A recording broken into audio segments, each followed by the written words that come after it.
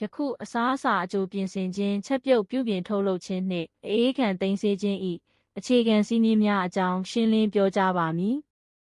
ကြိုတင်ပြင်ဆင်ခြင်းအခြေခံမှာညဉ့်ဉန်းသောလုပ်ငန်းစဉ်နှင့်တန်ရှင်းသောလုပ်ငန်းစဉ်ကိုတိကျခွဲ၍လုပ်ဆောင်ခြင်းဖြစ်ပါသည်။ယနေ့တွင်ကြိုတင်ပြင်ဆင်ခြင်းနှင့်ချက်ပြုတ်လုပ်ငန်းစဉ်အကြောင်းကိုပြန်လည်အတည်ပြုကြပါမည်။ဟင်းသီးဟင်းရွက်များကိုဆေးကြောခြင်းအသားလီခြင်းငါးကိုကင်တွယ်ခြင်းစသည့်ကြိုတင်ပြင်ဆင်မှုများတွင်မြေမှုန့်ဘက်တီးရီးယားနှင့်အသားရည်တို့ကပ်နေရှိနိုင်သောကြောင့်ညဉ့်ဉန်းသောလုပ်ငန်းစဉ်ဟုသတ်မှတ်ပါသည်။ထို့ကြောင့်အစားအစာကိုအလှဆင်တင်ပြသည့်နေရာသို့မဟုတ်အပူပေးပြီးသားအစားအစာကိုကင်တွယ်သည့်တန်ရှင်းသောနေရာသို့ညဉ့်ဉန်းမှုများမတည်ဆောင်သွားစေရန်အလွန်အရေးကြီးပါသည်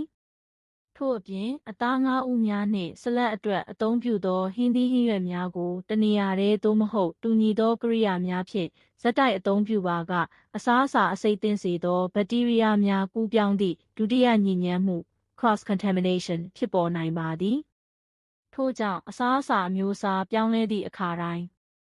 လက်ကိုသေချာစွာဆေးကြောပါ။လှီးဖြတ်ပုတ်ဓားစလုံးစသည့်ကိရိယာများကိုဆေးကြောပြီးပိုးသတ်ပါ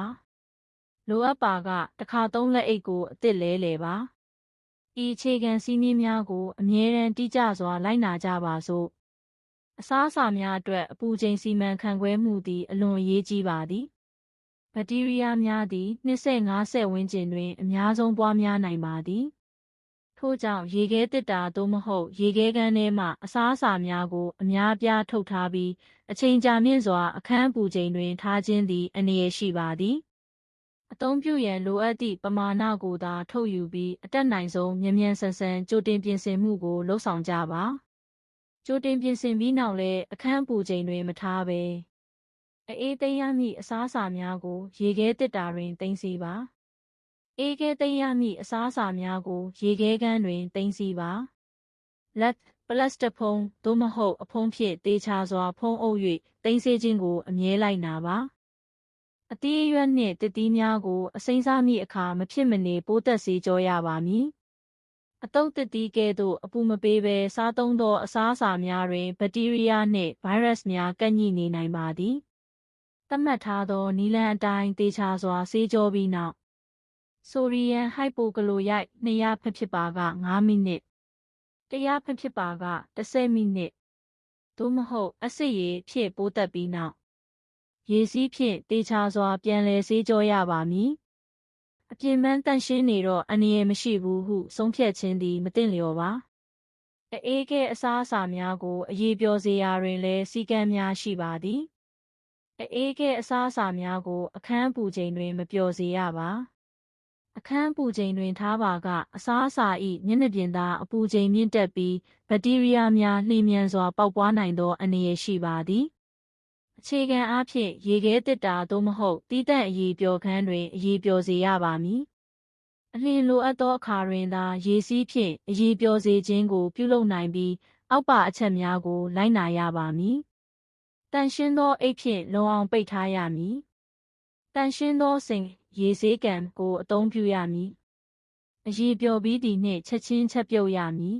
။ထို့ပြင်တစ်ကြိမ်အရည်ပျော်ပြီးသောအစားအစာကိုထပ်မံအေးခဲပြန်လည်ရေခဲခဲမလုပ်ရပါ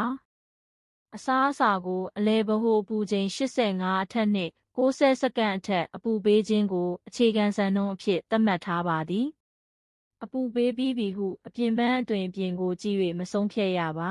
။အလယ်ဗဟိုအပူချိန်တိုင်းကိရိယာကိုအသုံးပြုပြီးအပူရောက်ရန်အခက်ခဲဆုံးနေရာ3နေရာထက်မနည်းကိုတိုင်းတာရပါမည်။နေရာအားလုံးတွင်85အထက်ရှိကြောင်းအတည်ပြုပြီးနောက်ထပ်60စက္ကန့်အထက်ဆက်လက်အပူပေးရပါမည်။အကယ်၍အပူချိန်မပြည့်မီသေးပါကသတ်မှတ်စံနှုန်းပြည့်မီသည့်အထိဆက်လက်အပူပေးပြီးထိုဆောင်ရွက်ချက်ကိုလည်းမှတ်တမ်းတင်ထားရပါမည်။မှတ်တမ်းများကိုစနစ်တကျသိမ်းဆည်းထားခြင်းသည်လည်းအစားအစာတန်ရှင်းရေးစီမံခန့်ခွဲမှု၏အရေးကြီးသောတာဝန်တစ်ခုဖြစ်ပါသည်။အပူပေးပြီးသောအစားအစာများကိုလည်းဒုတိယအဆင့်ညစ်ညမ်းမှု secondary contamination မဖြစ်စေရန်သတိထားရပါမည်။အပူပေးပြီးပြီဆိုရုံဖြင့်လုံခြုံစိတ်ချရသည်ဟုမဆိုလိုပါ။ညစ်ပတ်သောလက်များကြိုတင်ပြင်ဆင်မှုအတွက်အသုံးပြုထားသောဖြတ်တောက်ဖုတ်သို့မဟုတ်ဓားများကိုအသုံးပြုပါကဘက်တီးရီးယားများသည်အစားအစာပေါ်သို့ထပ်မံကူးစက်နိုင်ပါသည် ထို့ကြောင့်အပူပေးပြီးသောအစားအစာများနှင့်ဆက်လက်တစ်သီးကဲ့သို့အပူမပေးသောအစားအစာများကိုကင်တွယ်ရာတွင်တန်ရှင်းသောကိရိယာများတန်ရှင်းသောဘူးပကံများနှင့်တစ်ခါသုံးလက်အိတ်များကိုအသုံးပြုရပါမည်ထို့အပြင်အစားအစာများကိုကျမ်းပြင်ပေါ်တိုက်ရိုက်မထားဘဲကျမ်းပြင်မှအနည်းဆုံး60စင်တီမီတာအထက်အမြင့်တွင်ကင်တွယ်သိမ်းဆည်းခြင်းကိုအခြေခံစည်းမျဉ်းအဖြစ်လိုက်နာရပါသည်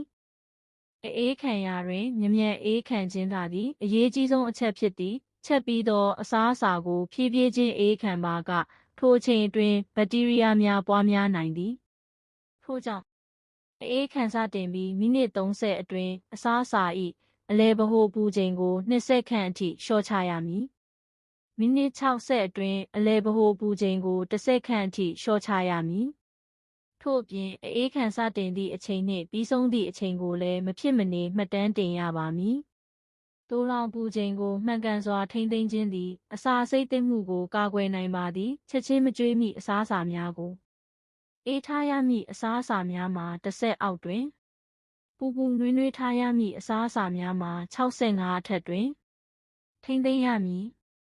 ရေခဲတစ်တာထဲသို့ထည့်သွင်းသို့လောင်ရာတွင်အစားအစာကိုပလတ်စတစ်ဖုံး wrap အဖုံးသို့မဟုတ်အလုံးပိတ်ဘူးဖြင့်ဖုံးအုပ်ထားပြီးအခြားအစားအစာများမှညစ်ညမ်းမှုမဖြစ်စေရန်ကာကွယ်ရပါမည်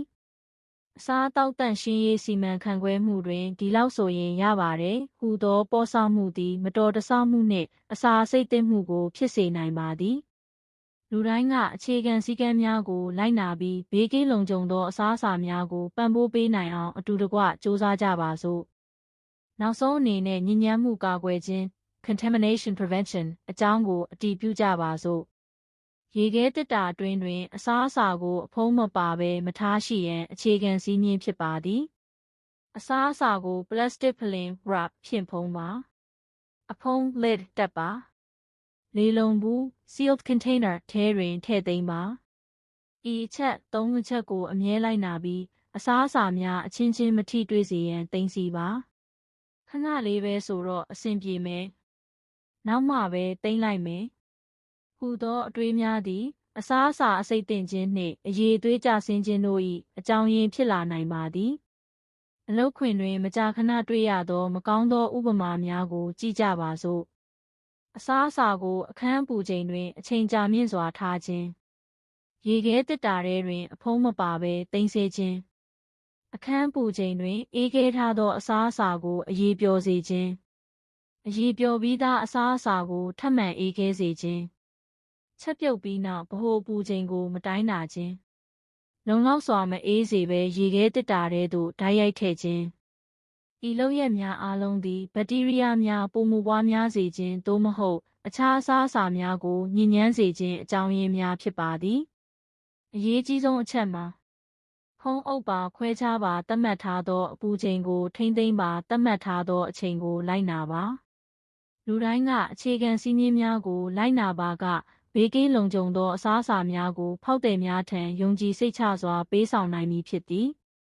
နေ့စဉ်လုပ်ငန်းဆောင်တာတိုင်းတွင်ဒီလိုလုပ်တာမှန်ရဲ့လားလုံခြုံရဲ့လားဟုတစ်ကြိမ်ပြန်လည်စစ်ဆေးသည့်အလေးအကျင့်ကိုမွေးမြူပြီးအစားအစာအဆိပ်သင့်မှုကိုကြိုတင်ကာကွယ်ကြပါစို့